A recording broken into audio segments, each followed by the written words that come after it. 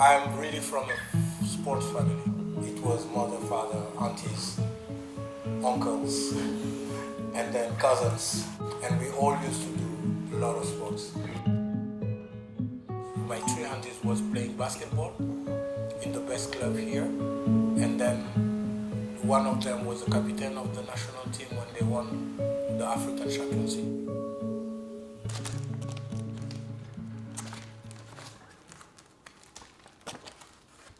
So this one of my mother, she was doing track and field. She was champion of Senegal, and this place she is was the high school I learned track and field too.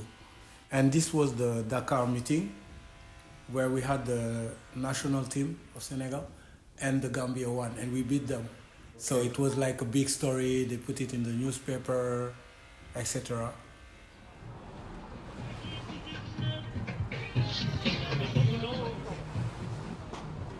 When I was almost 18, that's when I had my real coach. I mean, somebody that was just dedicated to athletics. And he had to travel for 3 months, and he just let me manage the 30 people. Some was older than me.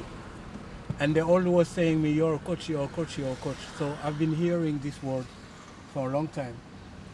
But then getting experience, I understand that what I thought was being a coach is not maybe what it is. And that's why the word coach is a bit weird for me.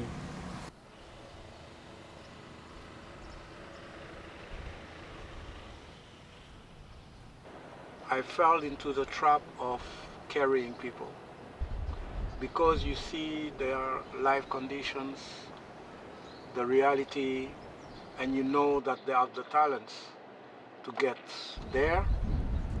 You make the mistake to carry them. So I was helping money, accommodation sometime, and that was not the good thing, because then when you carry people,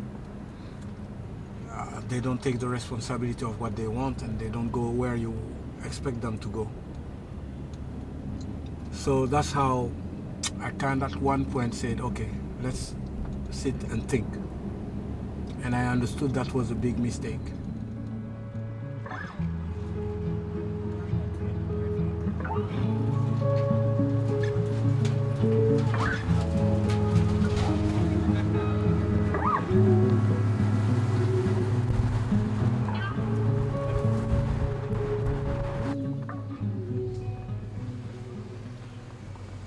I had an athlete, for example, who was really carrying all the weight of his family situation.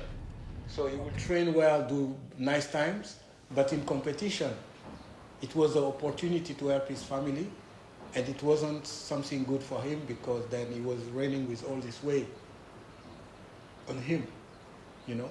So the fact that I was doing the same for him was encouraging him to do the same for this family. And this is a trap, because nobody wins at the end of the story. So that helped me change my position.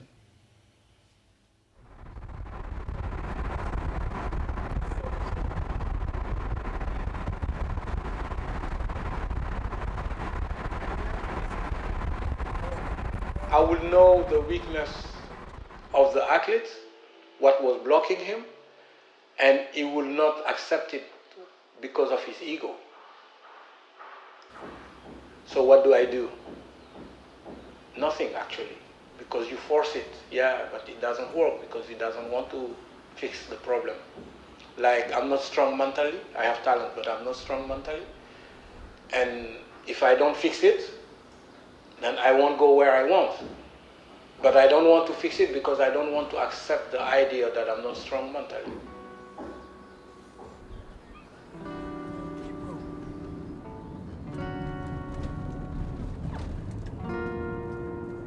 And we call it telepathic training.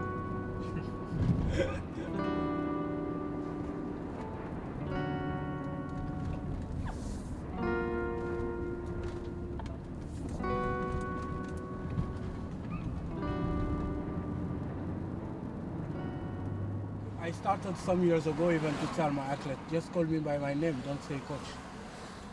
So that they could be open to give their idea and stuff. It's not easy, because then sometimes they take it as you doubting about what you know. And then it can bring conflicts. But at the end of the story, what's come out is always beautiful, whether they succeed or not.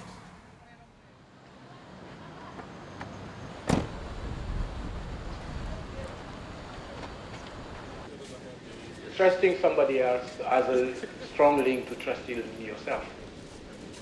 And that's when you create this fantastic place where things are more smooth. You have to put energy so that it grows and it flows. I think that's where the results come. If this doesn't exist, I don't think it can work. Today, I don't think it can work.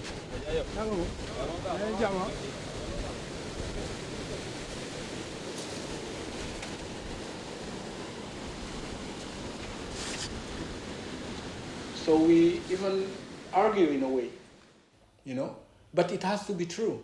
Yeah, that's part of the deal. You argue then, but the trust make us always find a way to be, we don't stop until we understand each other. And the result of what he choose to do will show if I was right or not, like in the life. Yeah. So for me, today, is only 10% of the work, whether it's gym or track, and the 90% is in the head. But the 90% in the head need the 10% of work to be able to execute. So this means that when the mental is ready, you can do it. When the mental trusts it, you can do it with no limit.